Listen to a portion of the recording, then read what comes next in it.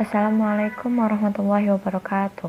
Perkenalkan, saya Salsabila Hayati Saidah, NIM 0303212104 dari kelas BKP 5. Di sini saya akan mempresentasikan hasil karangan ilmiah saya yang berjudul Penggunaan Bahasa Indonesia dan Bahasa Gaul di kalangan remaja masa kini. Bahasa Indonesia adalah bahasa yang dimiliki oleh bangsa sebagai sarana komunikasi dan bahasa pemersatu bangsa. Kemudian bahasa gaul. Bahasa gaul merupakan hasil modifikasi dari bahasa Indonesia yang berisi tentang terjemahan, plesetan, ataupun singkatan dari suatu bahasa. Adapun ciri-ciri bahasa gaul yaitu singkat, lincah, dan kreatif. Bahasa gaul digunakan oleh sebagian remaja sebagai alat komunikasi dalam kurun waktu tertentu. Banyak sekelompok remaja yang menggunakan bahasa gaul dan diperparah oleh generasi muda Indonesia yang tidak lepas dari bahasa gaul. Kemudian penggunaan bahasa Indonesia dan bahasa gaul di kalangan remaja. Pemakaian bahasa Indonesia yang dianggap tidak keren bahkan ketinggalan zaman.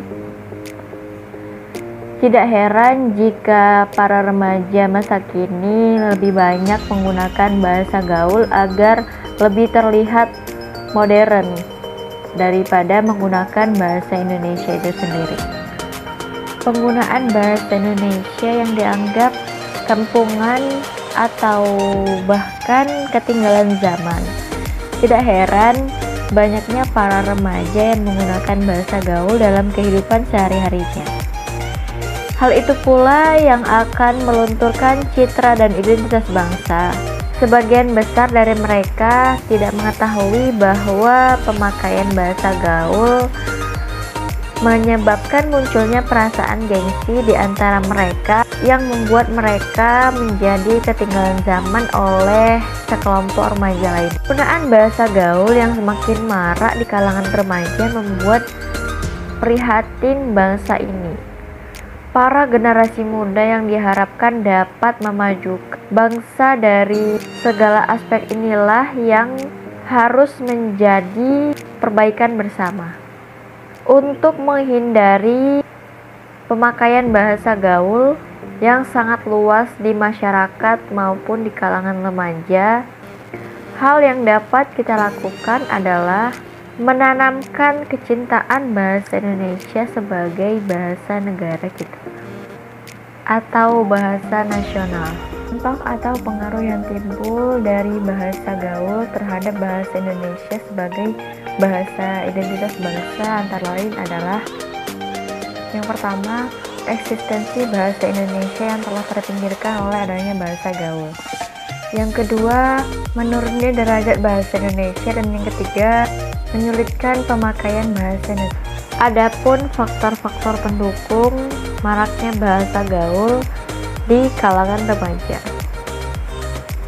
Yang pertama, bahasa gaul ditandai dengan menyebarnya internet dan situs-situs jejaring sosial yang dampaknya sangat signifikan terhadap perkembangan bahasa gaul.